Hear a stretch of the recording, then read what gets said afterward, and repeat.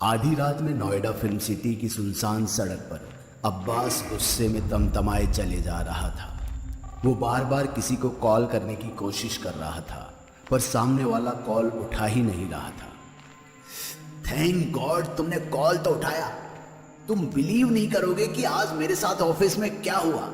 ठीक है, फिर रहने देते हैं, नहीं करते हैं बिलीव। यार मैं मजाक नहीं कर रहा। मेरी 2-4 क्राइम रिपोर्ट क्या फ्लॉप हुई। साला बॉस डी के मुझे भूतों पर रिपोर्ट करने के लिए भेज रहा है। अब तू ही बता यार, एक क्राइम रिपोर्टर कैसा लगेगा अंधविश्वास की बातें करते हुए, हैं? अरे अब्बास भाई, कभी जुनून हुआ करता था पत्रकारिता का, अब तो सिर्फ जॉब है। तो तू भी इसे एक जॉब की तरह ही लेना। जो बॉस कहता है करते जा। मुझे कत्ल और वारदात की रिपोर्टिंग ही पसंद है यार। अरे तो भूतों की कहानी में ही क्राइम एंगल निकाल ले और उसके दहशत को किसी खतरनाक क्रिमिनल से कंपेयर कर दे। बात तो तेरी सही है। ठीक है, चल अब मैं चलता हूँ। ठीक है ठीक है। और सुन, आजकल व्यूज थोड़े कम आने लगे हैं, थोड़ा लोगों से कहकर चैनल को सब्सक्राइब और वीडियो को शेयर भी करवा देना यार, और ख्याल रखना अपना।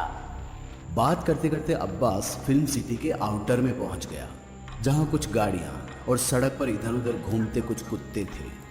अब्बास ने अपनी नजर सड़क के दोनों ओर घुमाई, लेकिन उसे कुछ दिखा नहीं।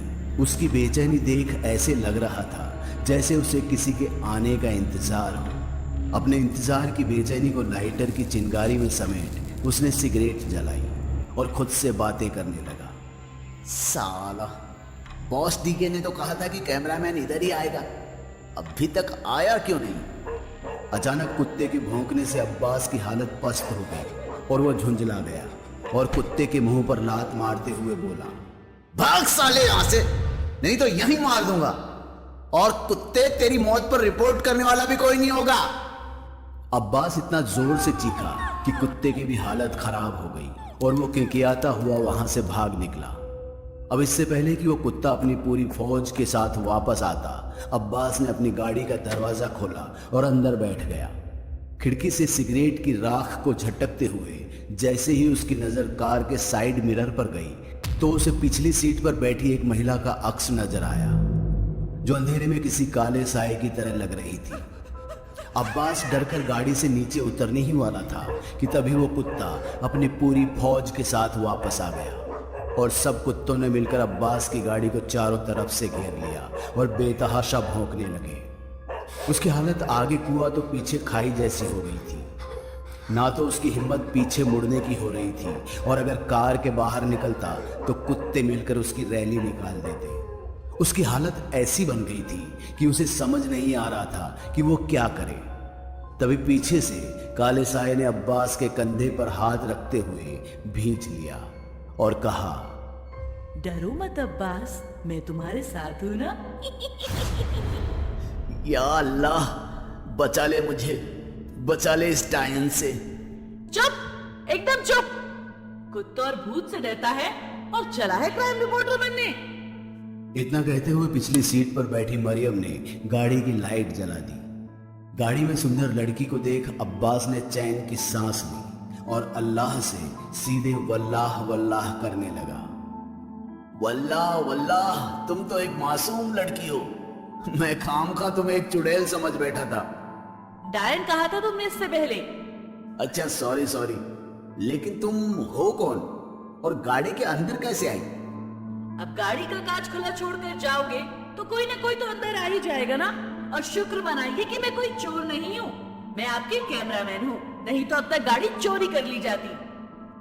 अरे कैमरामैन नहीं, गर्ल हो तुम, और इतनी सुंदर हो तुम। मॉडलिंग वॉडलिंग करो यार, कहाँ रिपोर्टिंग के चक्कर में कैमरा लेकर भागोगी? आपको भी कोई और काम ढूंढ लेना चाहिए जिस हिसाब से डरते हैं। पता नहीं क्राइम रिपोर्टिंग कैसे करेंगे। और गाड़ी आगे बढ़ाइए, बहुत दूर जाना है हमें। अब्बास ने गाड़ी स्टार्ट की और सभी कुत्तों को डराता हुआ आगे निकल गया। लगभग 1000 किलोमीटर दूर के सफर पर मध्य प्रदेश के बैतूल शहर की ओर, जहां हर साल श्राद्ध पक्ष में अमावस्या की रात नर्मदा के किनारे भूतों का मेला लगता है।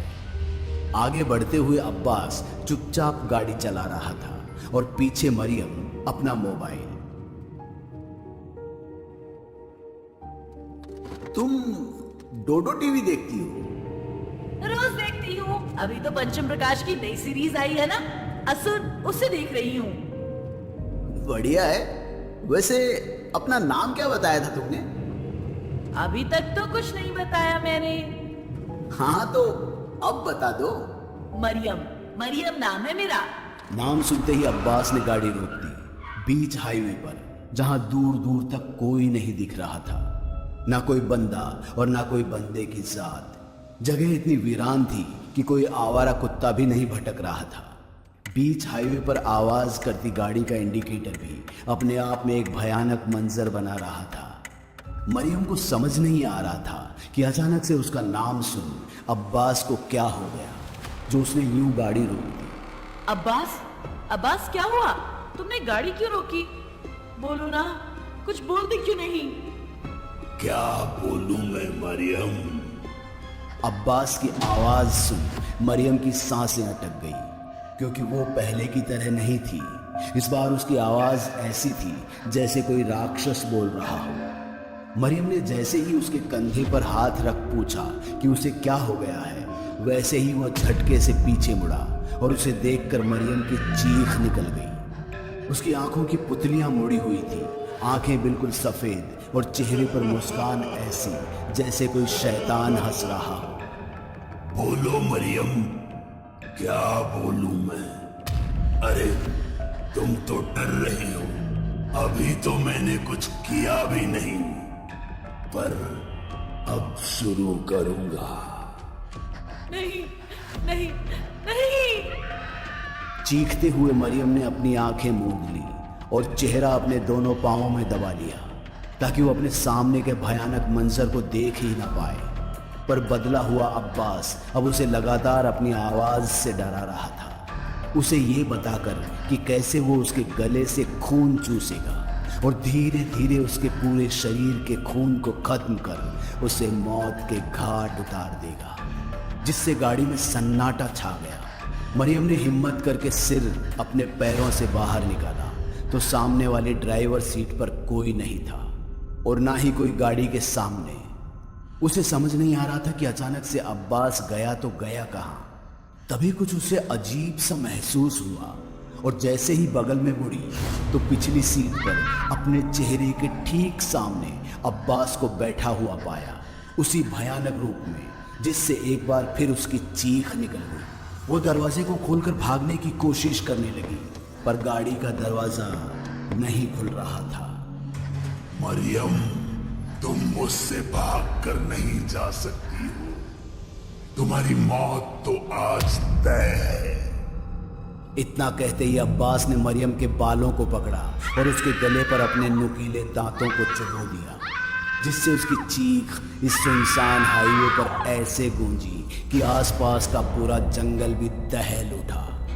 क्या मरियम की गूंजती चीख इसी सुनसान हाईवे के बीच दफन हो जाएगी, या शैतान बन चुके अब्बास से बचकर निकलने की कोई गुंजाइश अभी भी बाकी है? आखिर क्या हुआ मरियम के साथ, देखेंगे डोडो टीवी की लेटेस्ट स्टोरी भूतों का मेला के अगले भाग में, जिसके लेखक हैं पंचम प्रकाश।